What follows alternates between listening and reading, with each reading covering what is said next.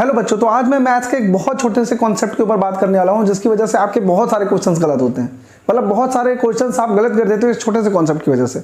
तो वो कॉन्सेप्ट का नाम है linear equation in one variable. जैसे आप बड़े क्लास में हैं तो आपको कॉन्सेप्ट जैसा ही मिलता है, मतलब बहुत सारे क्वेश्चंस के बीच में आपको कोई लीनियर इक्वेशन मिल जाती है जिसको सॉल्व करना पड़ता है। तो बहुत सारे बच्चों को इसी में प्रॉब्लम होती है, जिसकी वजह से उनका आंसर नहीं आता है। बात समझ में आ रही है? अगर छोटे क्लास के बच्चों आप, तो आपको तो ऐसा चैप्टर मिला होगा आपकी टेक्स्ट बुक में, है ना, तो आपके लिए तो बहुत ही इंपॉर्टेंट है। ठीक है, तो सबसे पहले समझेंगे कि लीनियर इक्वेशन क्या होता है, फिर उसे हम सॉल्व करने की कोशिश करेंगे। ठीक है, तो लीनियर इक्वेशन इसे कहते हैं, just we have this equation in which one variable is given and power of that variable is 1, so this equation will be called as linear equation in one variable. ठीक है, तो हम कैसे find out करते हैं x की value, है ना। Solution of this linear equation क्या होता है, what do you mean by solution of this linear equation? Solution of this linear equation means value of x which will satisfy this equation. What do you mean by satisfy this equation? When you are going to put x is equal to 2 in this equation, this equation will be satisfied, means LHS will be equal to RHS. Okay, this equation is valid for x is equal to 2 only, है ना। बात समझ में आ रही है?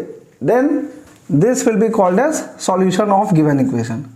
This will be the solution of given equation. So x is equal to 2 will be called as solution of this equation, but this is very simple equation.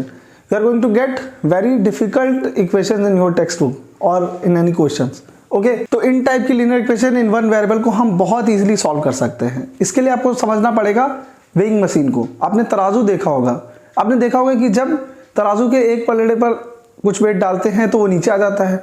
अगर उतना ही wait दूसरे पलड़े पर डाल दिए तो दोनों बराबर हो जाते हैं। फिर अगर इस पे कुछ वेट डाला तो ये नीचे आ जाएगा। मतलब कहने का कि अगर दोनों पलड़ों पर सेम वेट डाला जाए तो वो बैलेंस्ड रहते हैं, मतलब कोई भी ऊपर या नीचे नहीं होता है, कोई भी पलड़ा ऊपर या नीचे नहीं होता है। तो यही कुछ कॉन्सेप्ट यहाँ पर भी लगना है।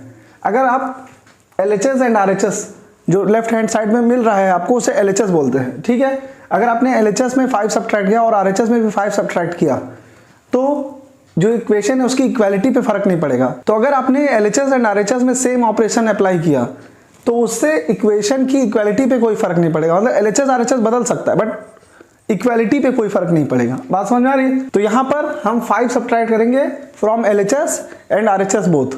ठीक है, ऐसा क्यों कर रहे हैं अभी मैं बताता हूँ थोड़ी देर में, बस ध्यान से देखते रहना। मैंने 5 सब्ट्रैक्ट किया LHS से भी RHS से भी, तो ये इक्वालिटी को अफेक्ट करेगा नहीं। बात समझ में आ रही है? जैसे तराजू के पलड़े थे वो बैलेंस स्टेट में रहेंगे, मतलब कोई भी पलड़ा ऊपर या नीचे नहीं हो रहा है। बात समझ में आ रही है? 5 सब्ट्रैक्ट किया मैंने LHS एंड RHS दोनों में, तो यहाँ पे क्या बचेगा 2x इज इक्वल टू 2। अब क्या करना है, मुझे सिर्फ x को बचाना होता है LHS में। LHS में सिर्फ x बचे, ऐसा कुछ ऑपरेशंस लगाना होते हैं। तो x के इनटू में 2 दिया हुआ है, हम क्या करेंगे 2 से डिवाइड कर देंगे LHS एंड RHS बोथ में। ठीक है, दोनों साइड हमने 2 से डिवाइड कर देना है। तो क्या मिलेगा हमें, LHS में तो x मिलेगा और RHS में 1 मिलेगा। तो देखो ये बहुत ही सिंपल स्टेप्स में तुमने linear equation in one variable solve कर दिया है। ठीक है, इसी तरह की कुछ और इक्वेशंस हम सॉल्व करने की कोशिश करते हैं। जैसे यहाँ पर लिखा हुआ है 4x + 5 इज इक्वल टू 25। तो इसको हम कैसे सॉल्व करेंगे, just similar to that question. आपको क्या समझ में आ रहा है कि LHS में 5 है जिसको हमें एलिमिनेट करना है, तो 5 सब्ट्रैक्ट कर दीजिए from LHS and RHS both. तो 5 सब्ट्रैक्ट करेंगे तो क्या मिलेगा, दोनों साइड हम करेंगे जिससे इक्वेशन की इक्वालिटी पे फर्क ना पड़े, मतलब ये जो रिलेशन है वो ना इफेक्ट हो। तो यहां से क्या आ जाएगा 4x इज इक्वल टू 20। अब आप देख रहे हो कि x के इनटू में 4 दिया हुआ है, मतलब हमारा पर्पस क्या होता है, हमारा पर्पस होता है x को जुदा करना from all the elements attached to x।